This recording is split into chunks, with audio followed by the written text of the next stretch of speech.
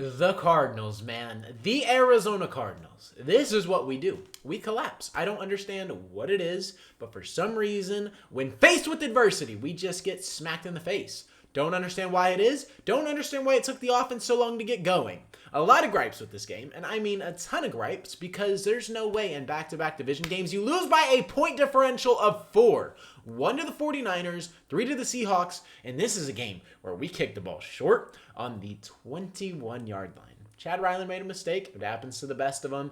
I don't really understand what was going on there. I don't know if he wanted the ball to roll, maybe kill some time, make it harder to return so they can't get good field position. Whatever it was, very unfortunate mistake by the Cardinals as it lands 1 yard short. Seattle gets the ball in great field position, and they end up getting a field goal. And here we are, man. We're 2-2. We're literally 2-2. That is not a good position. It is not a good position to be in.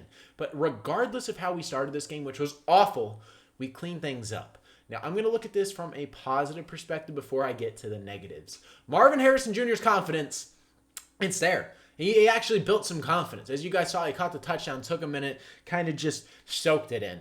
He soaked it in. He might have been crying. Like, it was that tough, man. His confidence was killed. This is something I have been preaching forever. Get him involved. Got him involved with the screen very early on, and he had that really bad play where he stopped on a route. Kyler threw a pick. You can argue Kyler overthrew it because it wasn't a good ball, and Marvin Harrison had leverage. If he puts it better, who knows? Maybe it actually goes into our favor. But Marvin Harrison clearly gave up, stopped on the route. Kyler noticed that, threw an interception. Then he has Marvin Harrison Jr. wide open. Marvin Harrison has his hands on it on basically a slant, and the ball just gets thrown away by Marvin. And his literal confidence, Marvin Harrison's confidence just died at that point.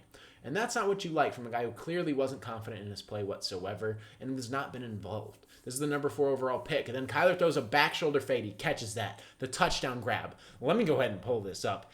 Absolutely ridiculous. This right here was the frame of the touchdown that he caught. Ridiculous ball. This is not an easy catch. This is what Marvin Harrison does. This is why I'm confident in his ability. I don't give up on Marvin. I'm not going to give up. There is zero reason for me to kill my confidence. But it's clear that at this stage of his career, he is not completely put together. He has a lot of mental things that are wrong. He's not ready to be that wide receiver 1 with that mentality. Put this mentality on Marvin Harrison Jr., and he can be that guy. He could be the guy at Ohio State that we expected him to be. The guy who actually goes up and makes grabs with his hands, not his chest. He did that at Ohio State too, but with his hands, he comes down with the football. The back shoulder fade guy, great concentration. Great way to adjust his body. Good hands. And for some reason, it just has not translated to the field consistently. Don't know why, but this is a good sign. This is a really good sign. I'm a big fan of that. Also, I'm pulling it up. Drew Petzing, you played 3 terrible quarters. You coached 3 awful quarters. The offensive line, it's looking pretty rough for you, buddy. Offensive line, we need help. Will Hernandez, as soon as he's healthy, slide him in for the love of me. I'm so sick of watching Isaiah Adams play football right now. He was a training camp standout, looked really good, was winning reps one-on-one, was standing people up, stood up Calais Campbell. But this season has looked awful. Jonah Williams, maybe you swap him out, but I say we see what happens when you slide Will Hernandez in. Maybe Jonah Williams plays better. Maybe that continuity on the right side of the line where there's actual help and not 2 traffic cones basically just killing our quarterback. That would be nice. Not going to lie. But Drew Petzing, if you think you're safe, you're absolutely mistaken. This is a game where you played 3 awful quarters. You coached awful football, and Marvin Harrison Jr. was not helping him. The offensive line was not helping him, but receivers aren't getting open once again. Michael Wilson, 3 receptions, 15 yards today.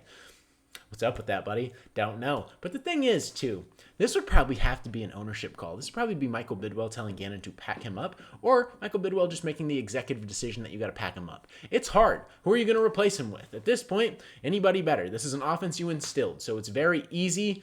It's easier said than done. That's what I was looking for. It's easier said than done because now you have to find someone to completely change the offense. Probably have to be an elevation, someone within the building, because you can't just go hire anybody unless it's like Mike McDaniel and you need him to get fired. Mike McDaniel lost the respect of that locker room.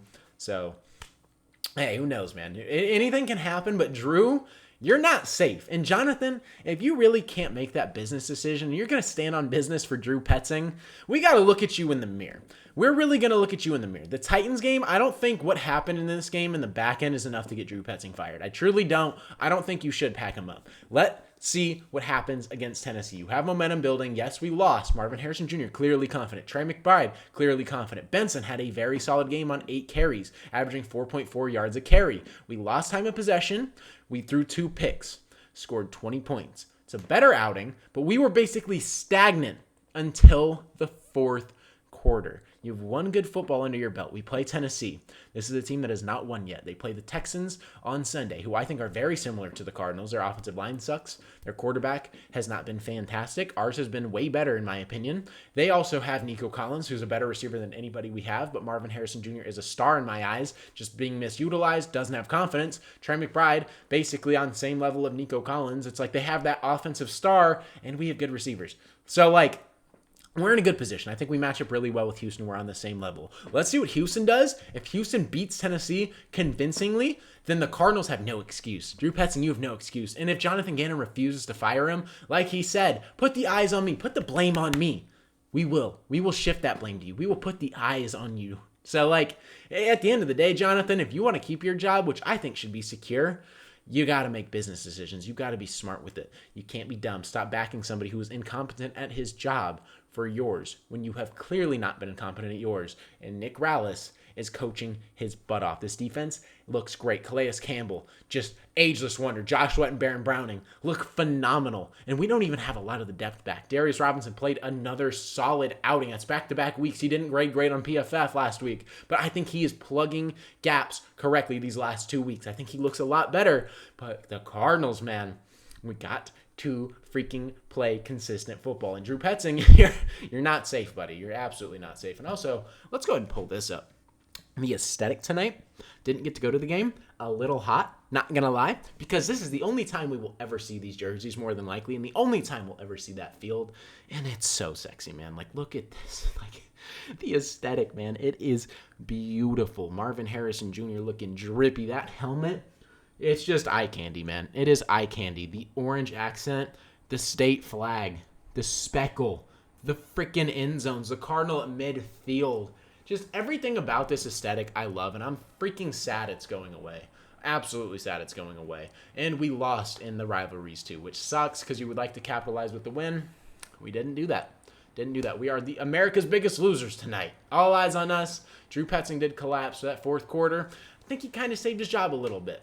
I really think Kyler saved his job because if Kyler's not evading and making plays with his legs and putting balls on the money in that offense, what we saw, it's enough to get you packed up. Thursday Night Football national television, that was the game to do it. So you're very lucky, absolutely lucky, that Kyler kind of just saved you and Marvin was making the catches that we expect him to make. Yes, that's what you're supposed to do, obviously, but your job security, you can't bank on running the football, not being able to run the football, and then you also have no pass scheme as well.